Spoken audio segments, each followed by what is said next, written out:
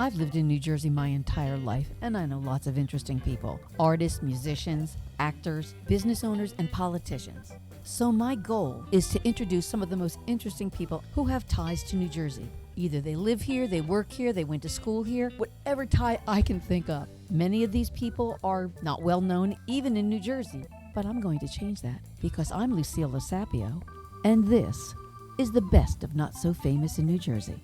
Michael Kroll's passing is a loss not only to his family, but also to the entire acting community. I interviewed Michael back in August of 2021, and I'd like to take this opportunity to replay that interview so we can all hear his voice again and remember why we loved him so much. As long as Michael is remembered, he'll never really be gone. Today I'm talking to Michael Kroll, who has really concentrated on stage acting. With his decades of experience, Michael has garnered a reputation as a strong actor and director. And today we talk about his favorite parts, his regrets, and the worst director he's ever worked with. Hello, Michael. Hello, Lucille. And we're lucky that his lovely wife, Lynn, is here looking on to correct anything he says wrong. That's my job. That's her job, yes. So, Michael, there are lots of roles that I'd love to play on stage, among them Maggie and Cat on a Hot Tin Roof. Unfortunately, as we get older, a lot of those roles are simply not appropriate for us anymore. Although I think I could still play Maggie. Of course you could. Are there roles that you would have loved to play that you feel like you'll never get the chance to play in the future? Yeah, because of my age, I guess, but Don Quixote. Now, why couldn't you play Don Quixote? Maybe the pipes aren't what they used to be, the singing pipes. Also, it's not a play that's done very often anymore, and that would be one of the big ones. Other ones, I'm not sure, because I've played so many wonderful people. And as I like to say, I've been all over the world. I've been a king, I have been a salesman, I have been a rascal, I have been a thief, all without leaving the stage. What are the favorite roles that you've played? Henry Drummond in Inherit the Wind, Norman in The Dresser, and Scrooge. That's your favorite, right? Scrooge? Well, you played it the most. Yeah. Yeah, I've done the musical, it was probably about 35 years or so. Another 5-6 years of my adaptation to a one-man show. So how do you keep it fresh after doing it for so many years? You fall in love with a story and you revisit it as brand new every time you do it. I have yet to do a repeat performance of any role without discovering something new about that role. The thing is, it's all on how the other actors deliver their lines to you. Mm-hmm. That's why I love monologues. Because monologues, the only person who can mess up is me. What's your favorite monologue? If you do an hour-and-a-half one-man show, I guess that would be a monologue, yeah, I right? guess. But there have been a number of them. I played John Adams once, and there's some wonderful monologues in there. Monologues are fun, and so is the instance where your co-star goes up on their lines. Oh, yeah. And you have to know their lines and then kind of fill in the blanks? I actually find that very exciting. Yeah. I find it thrilling on stage when that happens. And that's why you always have to know the story. If you know the story, it doesn't matter if you go off book or you go up on your lines, you can always circle back and find your way back. Yeah. There was a very, I thought, funny time when I was playing Ben Franklin in 1776. There's a scene where Franklin, he was supposed to interrupt a certain vote. Well, I was so comfortable that I was almost falling asleep. You forgot to interrupt? Forgot to interrupt. But eventually got back on track, and I still had no idea that I had gone up on a line. That's the most terrifying thing on stage when you don't realize. Walking off stage, and turned to one of my friends walking off stage. I said, wow, somebody really messed up back there. He says, Mike, it was you. Like me and most other artists that I've interviewed for this podcast, the creative arts are not your first career. Should have been. Yeah, tell me about what you do in real life, and then we'll talk about why it wasn't. Well, what I do in real life now is semi-retired. I had been in the direct marketing industry for decades. And as far as the theater, with COVID having hit and not being able to perform like I used to, it really, Lucille, is like losing a limb. It's something that has always been a part of my life, and now that I'm so limited to it, that's heartbreaking to not have the opportunity, especially now when I'm available to do it. And I've had friends who are approaching me even now to work on other things like television and short films and so forth. So now that the opportunity is, a little more freedom, I'm going to pursue some of that and see what happens. So you never pursued acting as a career. And it sounds like you kind of regret that. Very much. I've taken, little baby steps and dipped a toe in the water for industrial films, and I did commercial stuff up in the city. But, live theater is really my passion. And why? Why didn't you pursue it? For the same reason a lot of people don't. I like to eat on a regular basis. I really feel that when you have to do something for the money, you lose the joy. And that's why I stopped looking at commercials. There's a line in a movie where somebody asks, what do you do for a living? He says, I'm an actor. I do a lot of television commercials. The other person said, well, that's where the money is. And sarcastically, the guy says, yeah, and the artistic thrills, too. Of course, I haven't done any acting in the last year or so. But when I was doing murder mysteries, I had so much fun, I forgot I was getting paid. Yeah. Acting for the pleasure of it is a whole different thing than having to make a living at it. Yes. And even directing. But talk to me about your directing. Somebody asked me once, what do you get out of directing? And the truth is, directing is like painting. When you're an actor, you're the painting. When you're a director, I can actually step back and look at the work. And it's a joy. It's a lot more work. I can't expect my actors to know every line of the play, so I try to memorize the lines before them. It's very fulfilling, and you're in control, and it's not about control, but it's about stepping back and looking at the painting. If you ask me which do I prefer acting, but I enjoy directing as well. Now, you've done a lot of regional theater, but you've also done at least one off-Broadway show. Let's be honest. There's a big difference, right? There is and there isn't. It's interesting. I mean, I did off-Broadway. It was a show called The Trial of Mary Todd Lincoln. It was about Lincoln's wife. It was interesting because it was the same amount of rehearsal time. We had the luxury of props and so forth that we didn't have to go hunt for, or costumes and stuff like that. But you'd be surprised how many professional actors, you'd be surprised how many of them don't know what is left stage, what is right stage, what is upstage, what is downstage. It's amazing to me. Professional actors that you see on television have no idea. We are the ones with the knowledge. Exactly. And also, if somebody asks me, don't you want to be a movie star or a big actor? No, I want to be able to work on stage and enjoy the craft. Do you feel that stage acting is more real acting than, say, television? Having never done television, I wouldn't really know. But a lot of television actors are not aware. Certainly you have to hit your mark and be aware of cameras and so forth. I mean, I've actually seen television sitcoms being filmed, and you can see there is a huge difference. There's many, many breaks. People looking at their lines in between the breaks. You can make mistakes and you can redo. Yeah. So there's a little more thrill of being in front of a live audience without being able to stop. Can we do that again? You always hear the differences between being a Broadway actor and a television actor. And I think Broadway actors tend to get more respect because of those differences, because there aren't do-overs. Plus the fact that they're probably still working 3 jobs. Yeah, unfortunately. Broadway doesn't pay as much as people might think it does. You get paid in respect.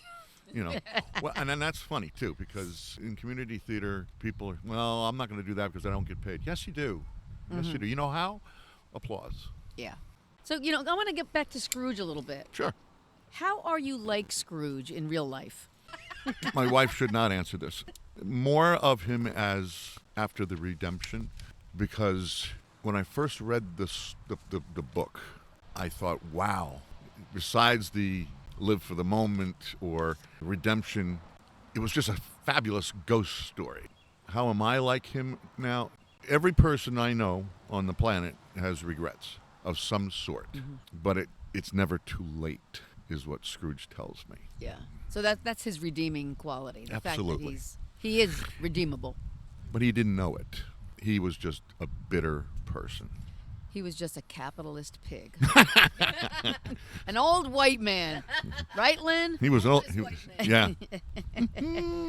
So let me ask you about other roles that you've played. I've had roles that after I've accepted them, I regretted it. And you must have had some really bad roles as well, maybe early in your career. Which was the worst? The worst would have to be the lead in a horrible little play called The Mind with the Dirty Man.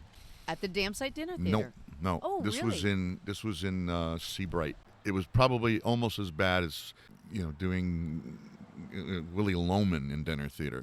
It was. So why was it so bad? Was it a horrible play? Yeah. That, in my opinion, it wasn't directed well. It wasn't acted well. And back in the early days, I would do 3, 4, 5, 6 shows a year. And at one point, I was doing 2 plays At the same time? rehearsing them both at the same time. I'd like to know who you think are some of the best directors that you've worked with.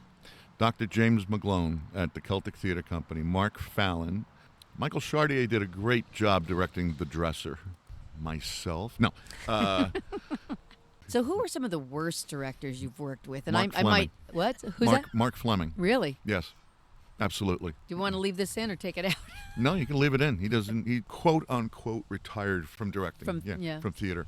He did the original Scrooge musical at Spring Lake in 1983. Must have been maybe 120 people on stage at one point. The stage was bowing. Yeah. And the play, it ended close to midnight. He did the same thing with Camelot when I did it there. You may say, well, why'd you keep doing shows with him? Because the roles are something I wanted. Right. Since I know some of the people are going to be listening to this, and I don't want to offend anybody, one of the favorite roles I did was Henry Drummond, and that was directed by, Inherit the Wind was directed by Tom Frascatore. Oh, yeah. Tom's fun to work with. Yeah. I once took a role in a regional theater group that was being directed by someone who was coming down from New York.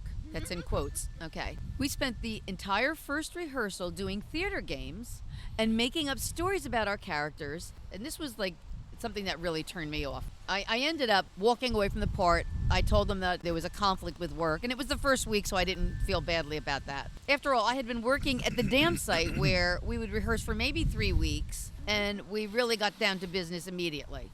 Have you ever walked away from a role after you accepted it? No, but I know what you're talking about with the sensory awareness exercises. Oh, we had to make up songs about, I took an acting class at Brookdale. Then they had the sensory awareness exercises, which I do not believe in. And they had all of us sit in a circle, and we each had a piece of bread. What are you thinking about when you take a bite of this? And I'm listening to these people, and this guy next to me says, well, the crunch makes me think of horses in the snow. And then she asked me, and I said, it needs butter. It's just, I'm of the school of Olivier. Why don't you just try acting? It's so much easier. Yeah. I can admire somebody's work, but how they get there is their own business. Yeah. I don't want to be an ice cream cone. Yeah. And they're like, oh, he's coming down from New York. Like, he was an out-of-work actor, no doubt, that, needed a job and came to direct the play at the Homedale Theater Company. What kind of a difference does it make to you when you start wearing a costume? None. No difference? No. How about makeup? Makeup, maybe. But you shouldn't need a prop or a costume to be able to do the character. Well, yeah, I'm not asking about whether you need it, but does it feel differently for you when you're doing the role? Depends on the role. If I'm doing Ben Franklin, it makes a big difference. For makeup, absolutely. So you do transform when you're seeing your face in the mirror change. When I did murder mysteries with Murder on Cue, and I was Carmela Mozzarella.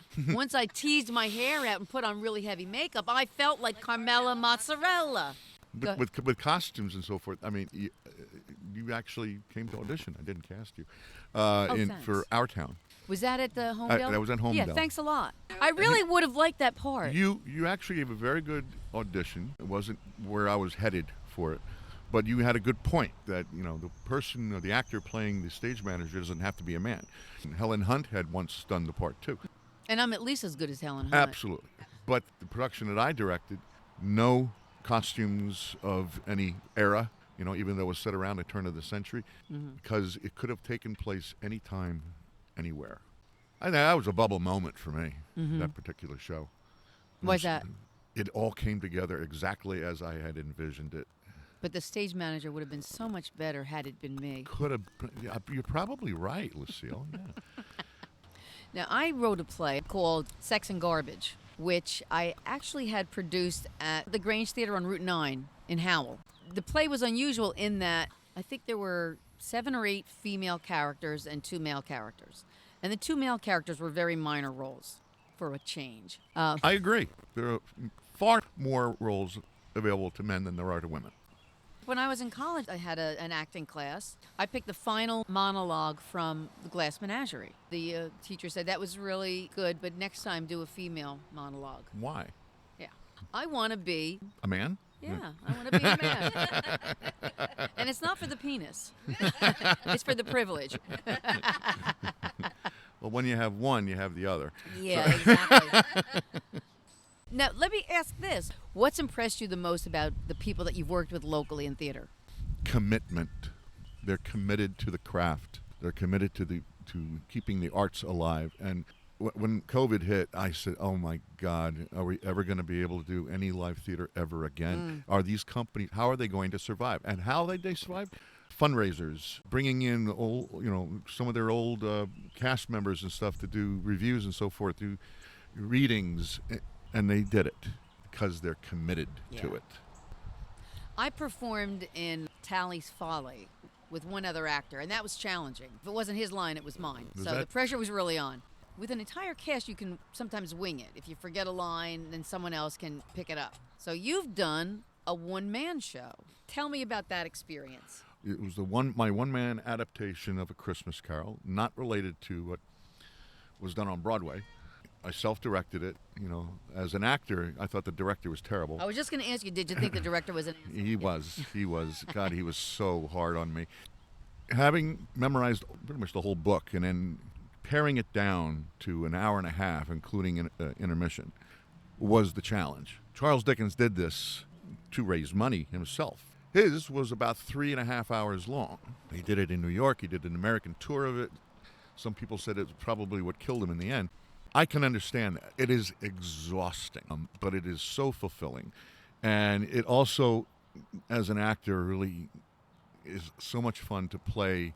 I think it was 29 different characters, different voices, different postures, different intonations, different dialects of the English language. And of course, you never have a wrong line because it's only you. You can say whatever you want. Not necessarily, because you have lighting cues. You have sound cues. If you go up on the lines, you're a lighting guy, got to be careful. The only other time I've come close to that is when I directed Same Time Next Year at Spring Lake. Well, not only did I direct it, I was also playing George.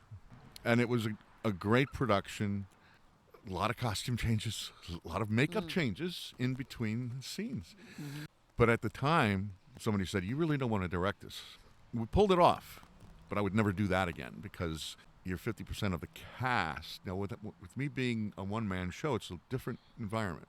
I know ahead of time my own blocking. I'm not worried about another actor who may go up, or do I support them, or if I go up on a line, what's going to happen to them. So is it a challenge? Yeah. Do I prefer working with other actors? Yeah. Have you had the desire to be on film or in television? Not particularly. Why do you think that you haven't been? Opportunity is always the big answer to that. Time, when it was working full time, there's no way you're going to do that. I had an opportunity to do a show in New York with Billy, and I was working a full-time job, and I couldn't just quit. I have a mortgage to pay. Well, now that you and I are both semi-retired, we have the opportunity to start auditioning in New York, like Greg Schweers. Yep. Greg Schweers has gotten some great roles. He has great roles. I've taught him everything he knows. It's funny because he said he doesn't even know who you are. I have a very funny story about Greg Schweers. We were doing The Music Man together, and there's a scene where I'm supposed to punch him. And we have the typical stage punch. He turned his head the wrong way. And I thought to myself, wow, that sounded pretty good tonight. We walk off stage and he said, you chipped my tooth. I felt so horrible. And he's like, don't worry. I said, so the next night, I barely touch him. And the son of a bitch spits out a Tic Tac on stage and walks off stage, leaving me alone to try and not laugh. It was a great thing, and I wish I'd thought of it first.